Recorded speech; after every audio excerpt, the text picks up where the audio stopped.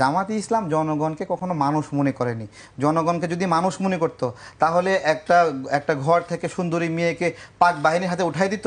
কোন বাসায় মুক্তিযুদ্ধ আছে, দেশের জন্য যুদ্ধ করতেছে, তার মা বাবাকে দেখাই দিত। এগুলো কে করছে? এগুলো রাজাকাররা করছে না? রাজাকাররা জামাত বলে একটা নতুন একটা গল্প সাজাইছে ফুয়াদ ভাই কয়েকজন। ফুয়াদ ভাইয়ের চেহারাটা দেখলে আমি মনে হয় কপালের মধ্যে চারতারা একটা সিলমারা আছে, সারাক্ষণ মানে মুক্তিযুদ্ধের বিরুদ্ধে বয়ান দেওয়ার চেষ্টা করে। ব্যারিস্টার ফুয়াদ, হ্যাঁ হ্যাঁ, আমি ওনার চেহারাটা দেখলেই মনে হয় কপালটা অনেক বড় এবং মাঝখানে চারতারা পাকিস্তানের একটা সিলমারা। আমার এরকম মনে হয়, কেন মনে হয় আমি জানি না।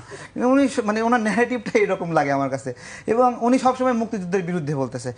আবার বলে যে 10,000 নাকি রাজাকারী লিস্ট হচ্ছে, তার মধ্যে নাকি 8,000ই আওয়ামী লীগের। তা 8,000 যদি আওয়ামী লীগ হয় তাহলে তোমার রাজাকার বলে তুমি খাবো কে? তাহলে তুমি রাজাকার বললে তুমি তো খুশি হওয়ার কথা, কারণ তোমার মধ্যে ভাগ কম।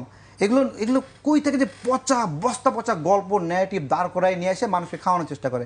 ব্যারিস্টার ফুয়াদ ভাবে সবাইকে বোকা ভাববে। ব্যারিস্টার ফুয়াদ কিছু মানুষকে বোকা বানাতে পারবে, কিন্তু সবাইকে তো বোকা বানাতে পারবে না। তো তারা এগুলো নিয়ে বিভিন্ন উইংস ভাগ খুলে খুলে খুলে রাজনীতির বিভিন্ন মঞ্চ খুলে তাদের মতো করে ওই একটা ভাগ দেখানোর চেষ্টা করতেছে। বাস্তবে তাদের রাজনীতির কোনো এস্টাবলিশমেন্ট নাই, কোনো শক্তি নাই। তারা বলে যে 53 বছর